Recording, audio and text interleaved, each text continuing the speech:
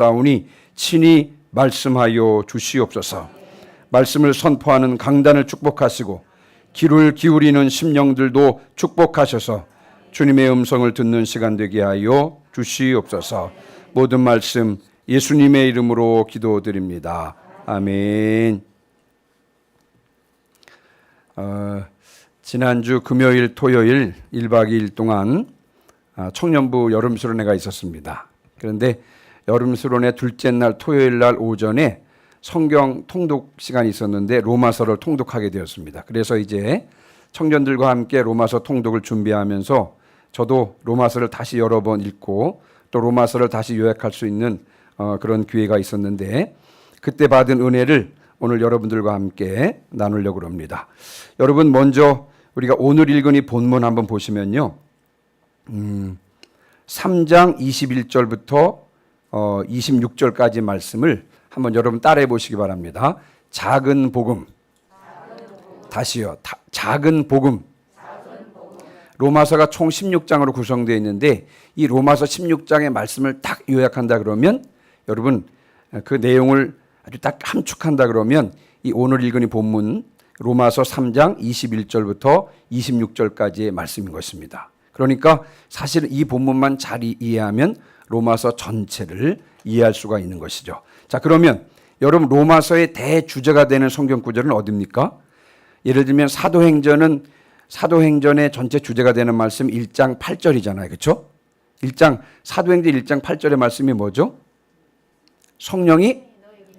오직 성령이 너에게 임하시면 너희가 권능을 받고 예루살렘과 온 유대와 사마리아 땅끝까지 이르러 내 증인이 되리라.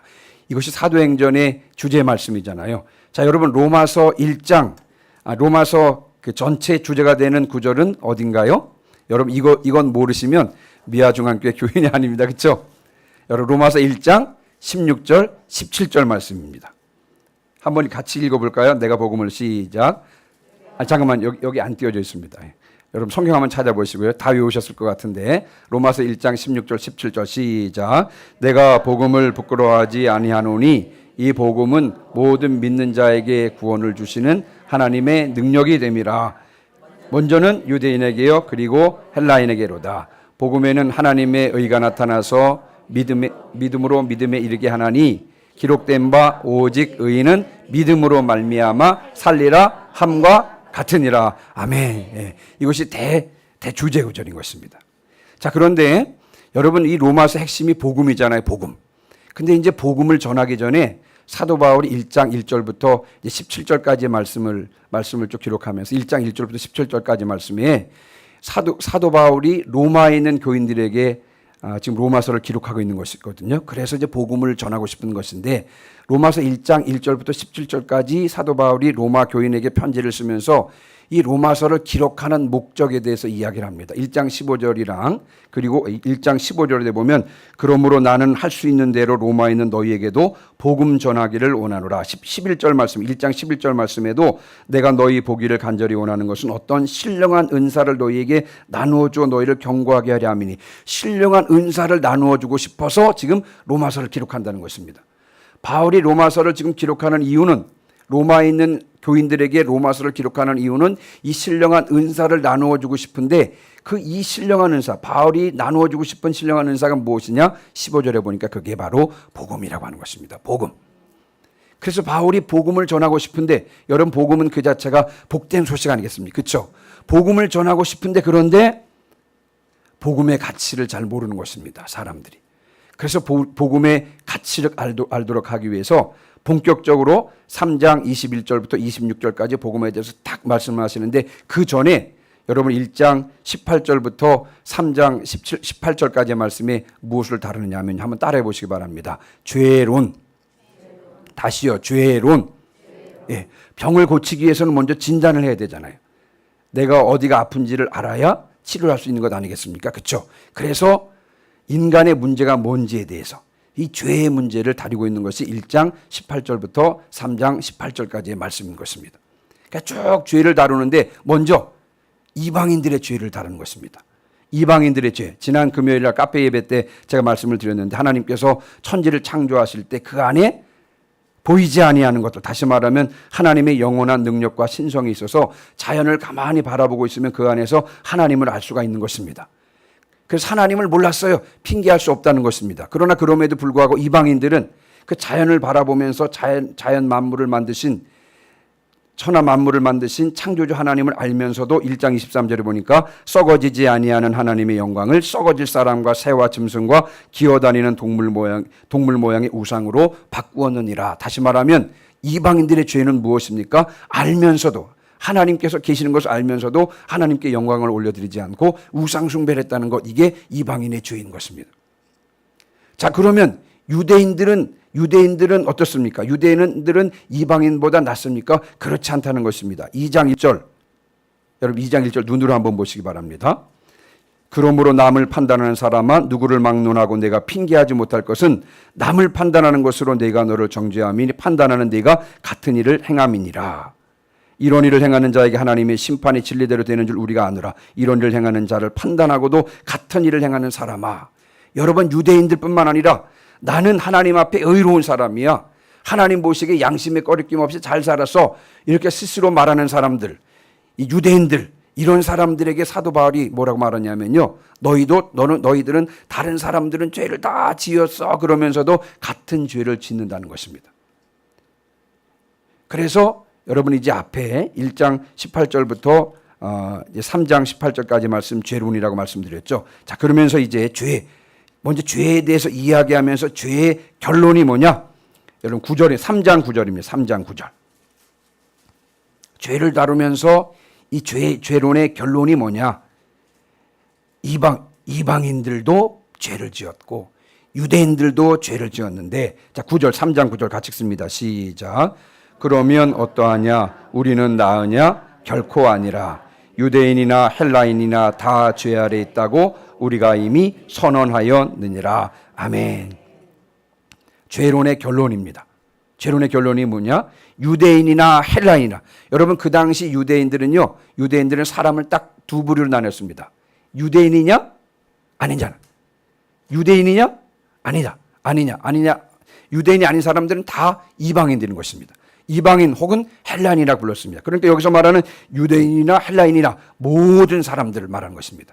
유대인이나 헬라인이나 다 뭐 아래 있다고요? 죄 아래 있다는 것입니다. 여기서 말하는 죄는요, 죄의 권세자인 사탄을 가리키는 것입니다. 온 인류가 유대인이건 이방인이건 유대인이건 헬라인이건 모든 인류가 다 사탄의 지배 아래 있다는 것입니다. 여러분 에덴 동산에서는 하나님 아래에 있었잖아요. 그렇죠? 에덴 동산에서는 하나님 아래에 있었으나 그러나 하나님 말씀에 불순종하고 사탄의 말을 듣고 선악과를 따먹었으므로 사탄의 지배 아래 있게 된 것입니다. 여러분 사탄의 지배 아래 있으니, 죄 아래 있으니 당연히 10절 말씀. 자, 10절, 3장 10절도 같이 읽습니다. 시작. 기록된 바 의인은 없나니 하나도 없으며. 아멘. 모든 사람들이 다 사탄의 지배 아래, 죄 아래 있으니, 한마디로 말하면 의인은 없나니 한 사람도 없다는 것입니다.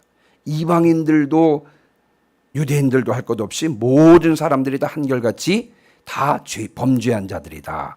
즉 의인은 없나니 하나도 없다라고 말씀하는 것이 이제 지금까지 사도 바울이 1장, 2장, 3장 쭉 이어오면서 그 사도 바울이 진단한 인류의 상태를 말하는 것입니다. 의인은 한 사람도 없다라는 것을 이제 전제하면서 복음을 말하고 있는 것입니다.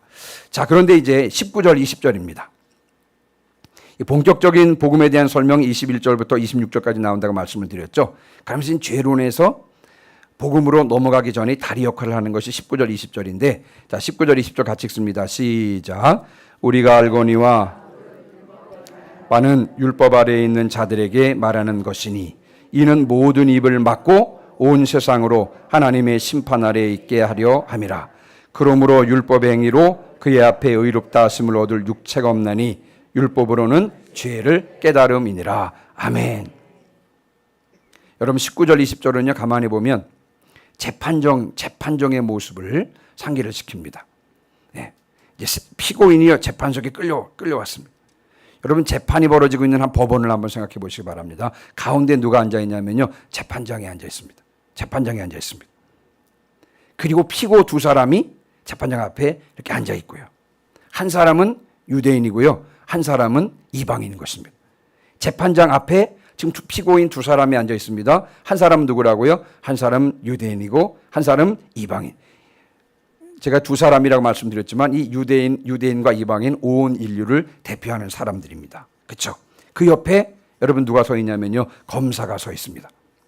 이 검사가 먼저 유대인 앞에 나오는 것입니다. 그리고는 유대인의 죄상을 낱낱이 말하는 거예요. 당신 지금까지 이런 죄를 지었죠? 라고 죄상을 쭉 말합니다. 그리고 이번에는 이방인에게 다가가는 거예요. 이방인 앞에서도 마찬가지로 이방인이 지은 죄를 낱낱이 쭉 말하는 것입니다. 그랬더니 재판장이 유대인과 이방인에게 묻습니다. 할 말이 있습니까? 할 말이 있으면 해보라는 것이죠. 할 말이 있습니까? 그런데 여러분, 유대인이나 이방인이나 입을 열지 못합니다. 왜요? 변명의 여지가 없기 때문에 그렇습니다. 이제 그들은 선고만을 기다리는 것입니다. 이미 이제 범죄해서 결국 이제 선고만을 기다립니다. 제가 그 재판정에 관한 이야기를 했는데 여기서 재판장은 누구를 가리키는 것일까요? 하나님을 가리키는 것이죠.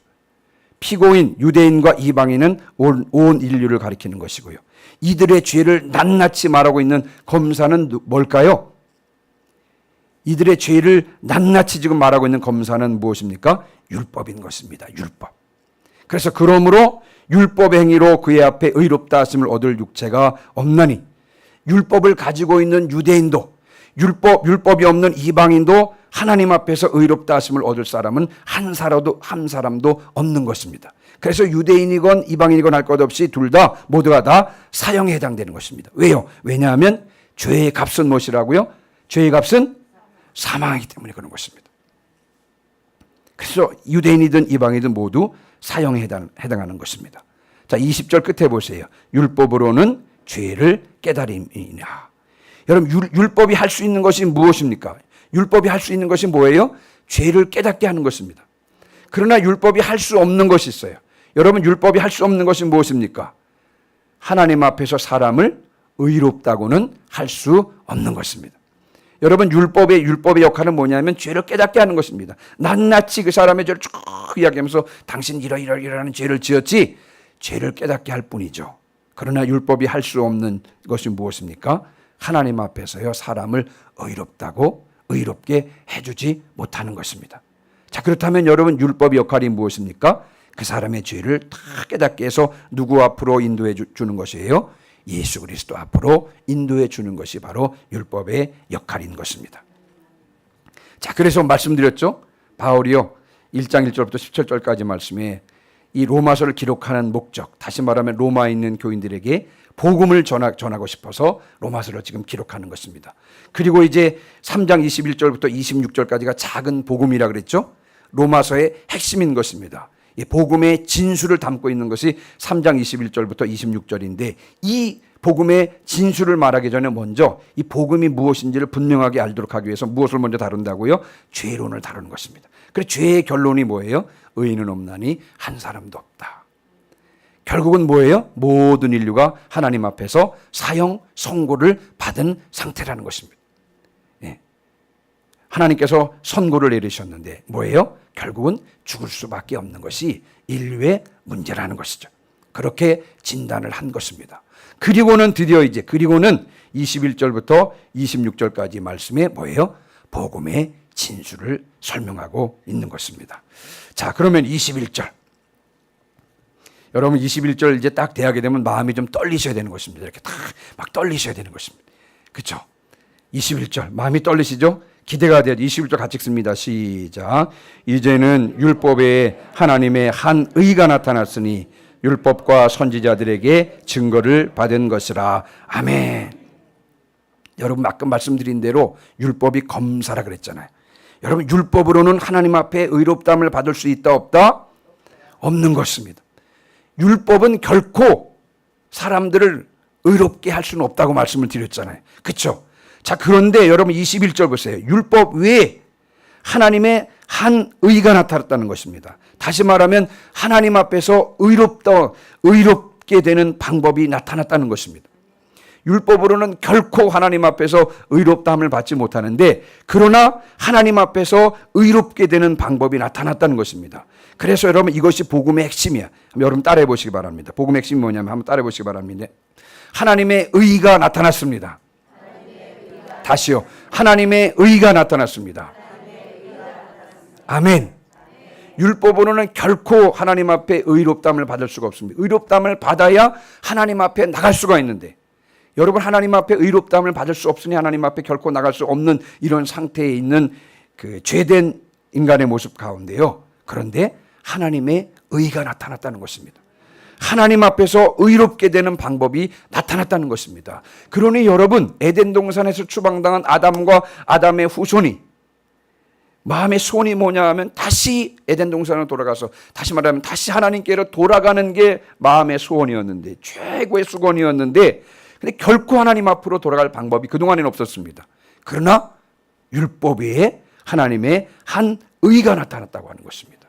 여러분, 이 얼마나 놀라운 사실입니까? 자, 이런 예를 한번 들어보겠습니다. 아니, 제가 이제 무의도 있을 때 저희 첫째가 누군지 아시죠? 성배가 태어났다는 것입니다. 양수가 터져가지고 양수가 터진 게 아니라 아이가 낳기 저기 전일 한 20일 전에 섬에 있다가 육지로 나갔거든요. 그래서 당연히 기도하면서 당연히 하나님께서 순산하게 해주시겠지 라고 그렇게 기도하고 있었는데, 갑자기 양수가 터졌다는 것입니다. 그래서 당장 수술해야 된다는 것입니다. 근데 제가 이제 막 섬에서 막 혼자 도대체 이게 당연히 순산하게 하실 텐데 왜 갑자기 수술을 하셔야 된다니까, 제가 갑자기 이해가 안 되는 것입니다. 하나님께서. 서울에서는 막 장인어른도 막 전화하시고요, 처형도 막 전화해서 빨리 결정을 하는 거죠. 보호자가 빨리 결정을 해야 수술을 한다는 것입니다. 그렇지 않으면 아이가 감염이 된다고 막 이러는 것입니다. 근데 제가 결정 못 하겠더라고요. 결정 못 하겠는 거예요. 아니, 하나님 이럴 수가 없는데, 이러면 안 되는데요. 이제 어쨌든간 이제 수술하게 되었습니다. 근데 그때 비바람이 많이 쳐가지고요, 육지로 나갈 수 없는 상태인데, 육지로 지금 나가야 되는 상황이잖아요. 근데 나갈 수가 없는 것입니다. 상황이. 배도 안 뜰 뿐만 아니라. 그래서 제가 나가보았더니요, 전혀 나갈 수 있는 방법이 없어요. 그래서 제가 전화해가지고 이제 저희 교회 집사님하고, 집사님 이러 좀 나가야 되겠습니다. 목사님 이 날씨에 가시게요. 나가겠습니다. 근데 이제 제가 이제 소무이도에서 대무이도까지는 섬 하나는 건네줄 수 있지만 그 다음부터는 알아서 하셔야 됩니다. 걱정하지 마시고 그 섬만 좀 넘어가게 해주십시오. 그래가지고 이제 막 억지로 졸라가지고 소무이도에서 대무이도 탁 넘어왔습니다. 근데 문제는 이제 대무이도에서 지금 인천공항에 있는, 거기가 이제 배로 한 15분 20분 정도 거리거든요. 거기를 넘어가야 되는데, 근데 나가보니까 기가 막힌 게 배가 한 대도 없는 것입니다. 배가 막 한 대도 없는 것입니다. 야, 나가야 되는데 배가 없는 겁니다. 배가 없어. 그래서 하나님 저 어떻게 할까 막 이러고 있는데, 마침 어떤 아저씨 한 분이 저 우비를 입고 지금 배 상태를 보러 나온 것입니다. 배 상태를 보러. 그러니까 제가 이제 저분이 아니면 저를 건네줄 사람이 없는 것입니다. 그분에게 막 따라갔어요. 아저씨 무슨 일이냐 그래서, 아저씨 제가 이러저러 한대요. 지금 아들이 태어났는데 가야 됩니다 지금. 그랬더니 저보고 미쳤습니까? 그럼 미쳤습니까? 안 보여요? 저기 안 보여요? 제가 그분 아니고는 지금 방법이 없는 것이, 그분 아니고는 방법이 없어요. 제가 돈을 달라는 대로 다 드릴 테니까 저를 좀 건네주십시오. 이분이 저보고요, 미쳤다는 것입니다. 안 된다는 거죠. 그러니까 제가 그분이 아니면 안 되니까 막 붙잡고 건네게 달라. 결국은 이제 그분이 저를 건네줬는데요. 이야, 정말 배가 막 이렇게 되는데 정말 죽는 줄 알았습니다. 배가 막 이렇게 뒤집히는 줄 알았어요. 결국 이제 무사히 가게 되었습니다. 조금 비유가 좀 빗나갔는데요. 하나님 앞에 나가야 되는데 나갈 방법이 없는 그런 상황 가운데, 도저히 하나님 앞으로 나갈 방법이 없는데, 여러분 그때 방법이 생긴 것입니다. 하나님 앞에서 의롭게 되는 방법이 나타났다고 하는 것입니다. 하나님의 의가 나타났습니다.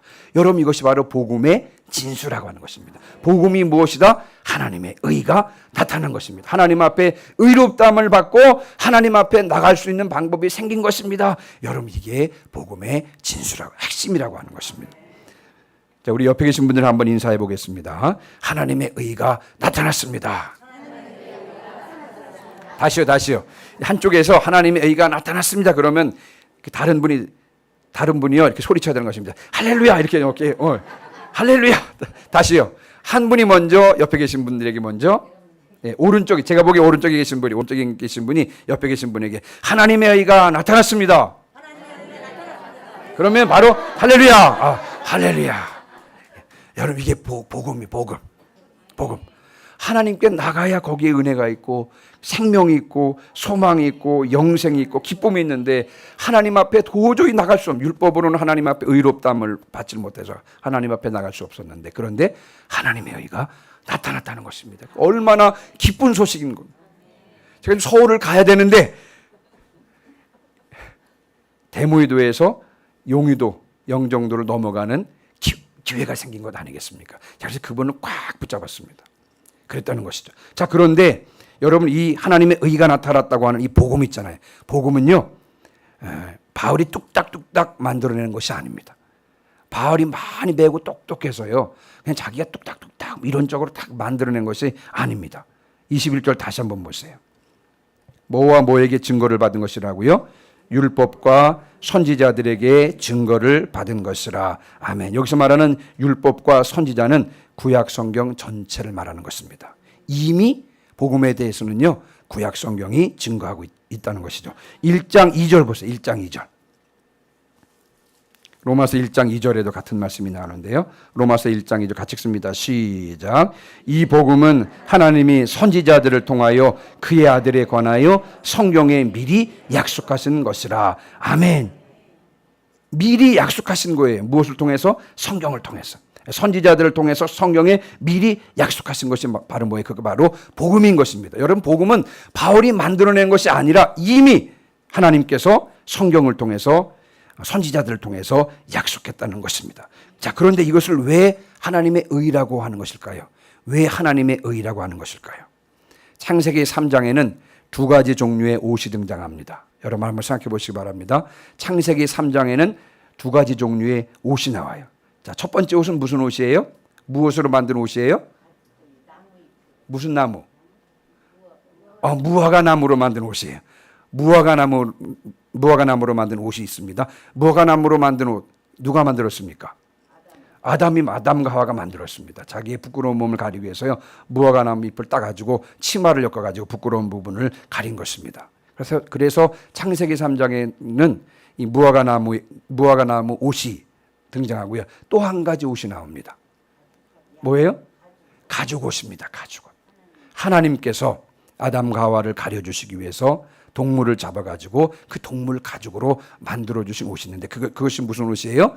가죽 옷입니다. 가죽 옷. 가죽 옷은 누가 만들었습니까? 하나님께서 만들어주신 옷인 것입니다. 마찬가지예요. 여러분 왜 하나님의 의라고 그랬냐면요. 사람이 준비한 것이 아니라 하나님께서 준비해 주신 거기 때문에 하나님의 의라고 하는 것입니다. 네, 다시요. 사람이 준비한 것이 아니라 여러분 무화과 나무 옷은 사람이 만든 것이잖아요. 그러나 여러분 가죽 옷은 아담과 하와를 위해서 누가 만들었습니까? 하나님께서 만드셨기 때문에 그것이 바로 하나님의 옷이에요. 마찬가지로 여러분 왜 하나님의 의라고 그랬느냐? 사람이 준비한 것이 아니라 하나님께서 준비하신 것이기 때문에요. 하나님의 의라고 하는 것입니다. 자, 그러면 이 하나님의 의를 어떻게 받을 수가 있습니까? 여러분 하나님의 의가 나타났잖아요. 기쁜 소식이 전해진 것입니다. 그렇죠? 하나님의 의가 나타나는 것입니다. 그렇다면 이 하나님의 의를 어떻게 받을 수가 있습니까? 그것을 설명하고 있는 것이 22절이에요. 자, 22절 같이 읽습니다. 시작. 곧 예수 그리스도를 믿음으로 말미암아 모든 믿는 자에게 미치는 하나님의 의니 차별이 없느니라. 아멘. 여기 모든 믿는 자에게 미치는 있죠. 거기에다가 여러분 이렇게 표시를 해두셔도 좋겠어요. 한번 적어보세요. 즉시 주어지는 이렇게 적어보시면 제가 다시 한번 읽어보겠습니다. 곧 예수 그리스도를 믿음으로 말미암아 모든 믿는 자에게 즉시 주어지는 하나님의 의니 차별이 있다 없다? 차별이 없느니라 그랬습니다. 네. 네. 여러분 하나님의 의는 어떻게 받을 수 있다고요? 다시요. 22절 앞부분에 하나님의 의는 어떻게 받을 수 있다고요? 믿음으로 받는 것인데 누구를 믿음으로? 예수 그리스도를 믿음으로 말미암아. 예수 그리스도를 믿기만 하면 즉시 주어지는 의가 바로 하나님의 의라고 하는 것입니다. 자, 그런데 여기서 이제 조금 우리가 생각해 봐야 될 개념이 있습니다만 이 개념이 굉장히 중요하기 때문에 여러분 이 개념을 한 번쯤은 생각을 해봐야 될 텐데요. 믿음 외에는 다른 조건이 없습니다. 하나님께서 만들어 주신 의잖아요. 근데 이 의를 받기 위해서는요, 오직 누구를 믿어야 돼요? 예수 그리스도를 믿어야 되는 것입니다. 하나님께서 하나님의 의를 받기 위해서 무엇을 요구하시냐면요, 믿음을 요구하시는 것입니다. 무엇을 요구하신다고요? 믿음을 요구하시는 것입니다. 그런데 왜 하나님께서는 믿음을 요구하시느냐? 여러분, 하나님과 아담과의 관계를 한번 생각해 보시면요, 하나님과 이 인간은요, 무슨 관계냐면요, 언약의 관계입니다. 이게 약속의 관계예요. 약속의 관계. 그러니까 성경에서 말하는 믿음은 하나님의 약속을 믿는 믿음을 가리키는 것입니다. 다시 말하면 여러분, 하나님과 아담이 언약을 맺었습니다. 여러분, 하나님과 아담이 약속을 한 것입니다. 어떤 약속을 했습니까? 에덴 동산에서 하나님과 아담이 했던 약속이 무엇입니까?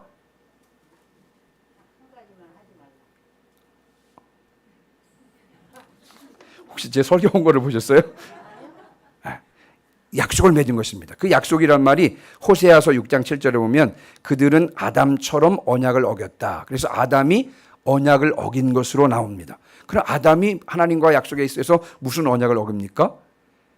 하나님께서 따먹지 말라고 하는 것을 따먹었잖아요. 그렇죠? 그래서 여러분, 하나님과 아담 사이에 맺은 이 언약이 뭐냐면요, 내가 먹는 날에는 정령 죽으리라. 이것이 하나님과 아담 사이에 맺은 언약인 것입니다. 그러니까 여러분, 하나님과 아담은 처음부터 무슨 관계였냐면요, 언약의 관계, 약속의 관계였습니다.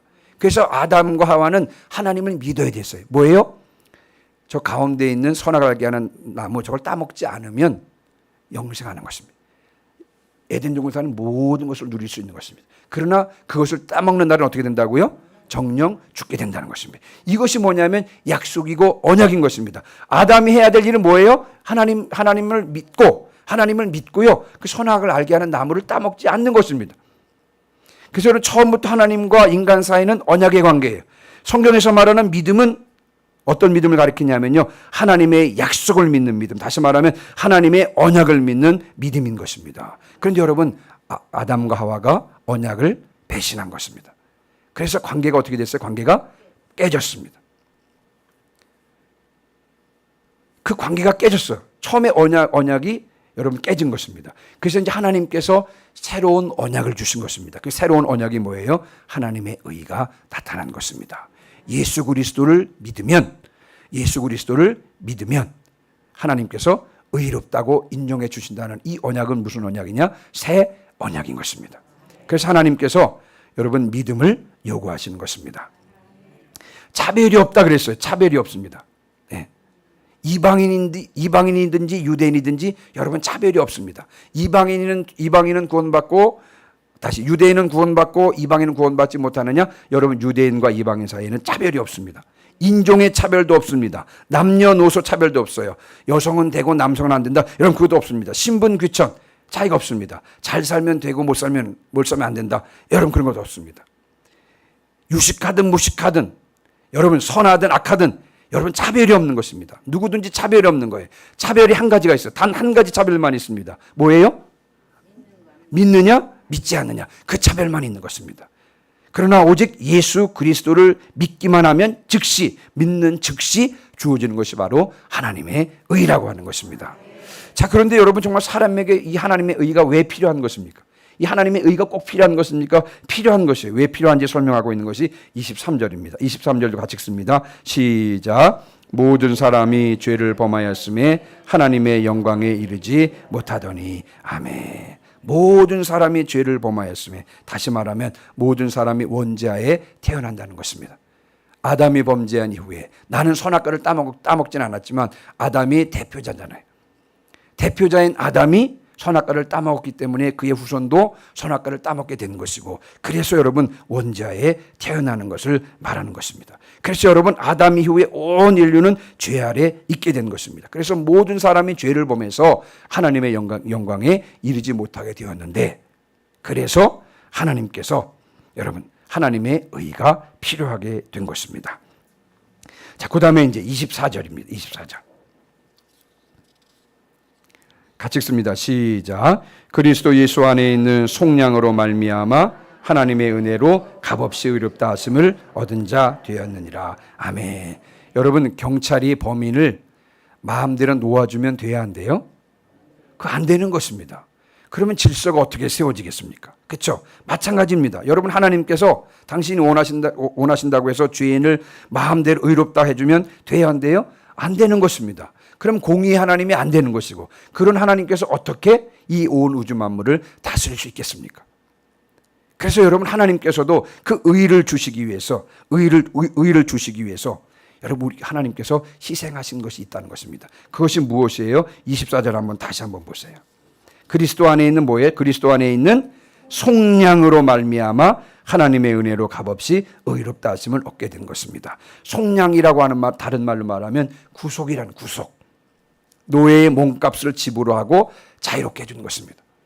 노예는 자신의 몸값을 지불할 능력이 없지만 내가 그 노예의 몸값을 대신 지불해주고 자유롭게 해준 것, 그게 바로 속량이고 구속이라고 하는 것입니다. 여러분, 내가 죄를 지어서 죄의 값은 사망을 당할 수밖에 없는 그런 상황이고, 나는 내 죄값을 담당할 수 없는 그런 상황인데, 여러분, 내 죄값을 누가 대신 치러주신 것입니까? 하나님께서 당신의 아들을 대신 죽게 하심으로 말미암아 내 죄의 값을 치러주신 것입니다. 다시 말하면 속량해 주신 것입니다. 속량해 주신 거예요. 그 예수 그리스도를 우리의 죄값으로 대신 내어주신 것입니다. 그래서 하나님의 은혜로 값없이, 하나님의 의를, 우리가 예수 그리스도를 믿기만 하면 값없이 우리가 하나님의 의를 받을 수 있긴 있지만, 그렇다고 해서 여러분 이걸 거저받은 것이 아니에요. 하나님께서 대신 그 죄값을 대신 담당해 주신 것이고, 그 죄값으로 돌아가신 분이 누구시라고요? 하나님의 아들이신 예수 그리스도께서 그 죄값으로 대신 돌아가 주셨고, 그래서 그것으로 말미암아 여러분, 우리가 하나님의 의를, 하나님의 은혜로 값없이 받을 수 있게 된 것입니다. 자, 이제 25절 26절입니다. 25절 26절 같이 읽습니다. 시작. 이 예수를 하나님이 그의 피로써 믿음으로 말미암는 화목제물로 세우셨으니, 이는 하나님께서 길이 참으시는 중에 전에 지은 죄를 간과하심으로 자기의 의로우심을 나타내려 하심이니, 곧 이때에 자기의 의로우심을 나타내사 자기도 의로우시며 또한 예수 믿는 자를 의롭다 하려 하심이라. 아멘. 자, 여기서 이제 우리 중요한 개념 한 가지만 좀 짚고 넘어가겠습니다. 이 예수를 하나님이 그의 피로써 믿음으로 말미암는 화목제물로 세우셨으니, 이는 하나님께서 길이 참으시는 중에 전에 지은 죄를 간과하심으로 자기의 의로우심을 나타내라 하심이니 그랬습니다. 자, 여기서 하나님께서 당신의 의로우심을 나타내지 못한 시대가 있었는데, 그 시대가 바로 구약 시대인 것입니다. 하나님께서 전에 지은 죄를 간과하심으로 길이 참으셨어요. 구약 시대가 그런 시대라는 것입니다. 자, 그럼 언제까지 길이 참으셨습니까? 언제까지 길이 참으셨습니까? 26절 보면 곧 이때 그랬죠.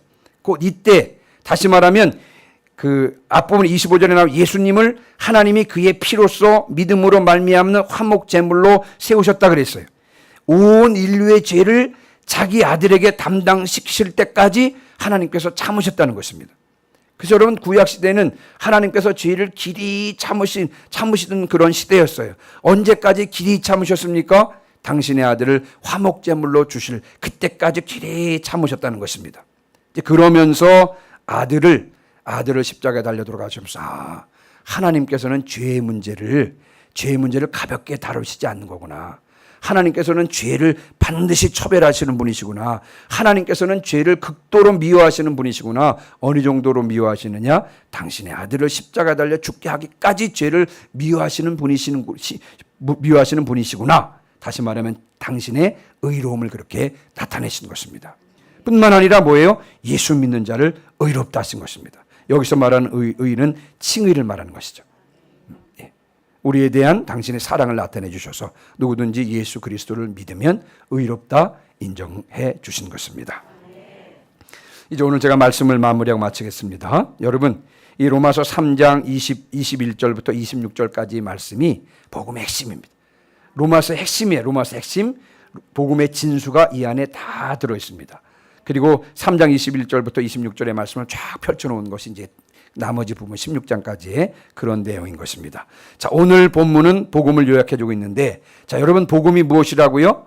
복음은 한마디로 말하면 뭐가 나타났다? 하나님의 의가 나타났다. 이것이 바로 복음이라고 말씀드렸습니다. 그러면 이 하나님의 의는 어떻게 받을 수 있다고요? 예수 그리스도를 믿음으로만 받을 수가 있는 것입니다. 네. 하나님께서 무엇을 요구하신다고요? 믿음을 요구하시는 것입니다. 믿음을 요구하시는 것입니다. 그러면 하나님의 의가 왜 필요하다고요? 모든 사람이 죄를 지었기 때문에 하나님의 영광에 이르지 못한 것입니다. 그래서 하나님의 의가 필요한 것이죠. 하나님께서는 이 의를 우리에게 어떻게 주셨다 그랬습니까? 그냥 거저 주신 것이 아닙니다. 여러분, 거저 주셨다면 하나님의 공의가 세워지지 않는 것이잖아요. 그래서 예수 그리스도를 우리의 죄값으로 대신 내어 주셨기 때문에 그 아들 예수 그리스도의 그런 핏값으로 말미암아 우리에게 하나님께서 의를 주신 것입니다. 마지막으로, 그럼 하나님의 의의 효과는 무엇입니까? 우리가 하나님의 의를 받게 되면 어떻게 되는 것입니까? 의의 효과가 무엇입니까? 하나님께서는 당신의 의로우심을 드러내셨고 또한 예수 그리스도를 믿는 우리들도 의롭다 해주셨던 것입니다. 그래서 이제 우리가 예수 그리스도를 믿음으로 말미암아 의롭다함을 받았기 때문에 이제는 마음껏 언제든지 자유롭게 하나님의 은혜의 보좌 앞으로 나갈 수가 있는 것입니다. 과거에는 하나님 앞으로 나가서 은혜를 누리고 싶어도 누릴 수 없었는데 이제는 예수 그리스도를 믿음으로 말미암아 우리 하나님 앞에 의롭다 인정함을 받았기 때문에 언제든지요 하나님 앞에 나갈 수가 있습니다. 여러분, 새벽 2시에도 나갈 수 있나요? 네. 새벽 2시 하나님께서 주무시기 때문에 하나님께 나가면 안 되나요? 무의도에서 목회 할머니 권사님 한 분이 오셨어요. 할머니 권사님. 할머니 장로님이 오셨는데 딸이 딸이 무의도로 시집을 왔습니다. 그런데 장로님 딸인데 오자마자 교회를 안 나갈 수가 없는 거예요. 시댁 사정이. 그래서 27년을 교회를 안 나온 것입니다. 근데 그 어머니가 이제 당신 생에 처음으로 무의도에 들어오신 거예요. 그래가지고 이제 기도하러 올라오시는데 여러분 2시만 되면 이분이 올라오시는 거예요. 이분이 올라오셔가지고 불도 안 켜세요. 불도 안 켜시고 그냥 올라가서 거기서부터 5시까지 3시간을 기도하시더라고요. 와, 제가 너무 놀랐습니다. 처음에는 2시 누가 와서 봤더니 그분이신데 또 놀란 것은 뭐냐면 여러분 3시간을 기도하시더라고요. 3시간을 기도하시는 거예요. 그 딸을 위해서 이렇게 기도하시더라고요. 딸을 위해서 눈물로 기도하시고 그분이 나가시면서 딸을 부탁한다 그랬는데요. 여러분, 그 다음 날부터 어머님을 위해서 이분이 새벽 기도 나오기 시작하면서부터 교회에서 쭉 나오셨습니다. 그분이. 네. 그래서 여러분, 새벽 2시고 새벽 4시고 11시고 12시고 여러분 언제든지 은혜의 보좌 앞으로 나갈 수가 있습니다. 누구든지 예수 그리스도를 믿고 하나님 앞에 의롭다 인정을 받으면 우리가 은혜의 보좌 앞으로 언제든지 담대히 나아가서 때를 따라 돕는 은혜를 얻게 되는 것입니다. 아무쪼록 이제 우리가 예수 그리스도를 믿음으로 말미암아 하나님께서 우리를 의롭다 해주시고 또 의롭다 인정받은 자로서의 특권을 누리도록 해주셨는데 이 특권을 마음껏 누리시는 저와 여러분 되시기를 주님의 이름으로 축원합니다. 아멘. 우리 268장 찬송하시고 우리 오늘 들은 말씀을 붙잡고 기도하는 시간 갖도록 하겠습니다. 268장. 여러분, 믿는 사람의 가장 큰 특권은 이 은혜 보좌 앞으로 담대 나갈 수 있는 것이잖아요. 그렇죠? 여러분, 어떤 문제를 가지고도 하나님 앞에 나갈 수가 있고요. 언제든지 주님 앞으로 나갈 수가 있습니다. 이게 우리의 특권이에요. 우리의 특권. 우리가 기도하시 주님 앞에 나가서 때를 따라 돕는 은혜를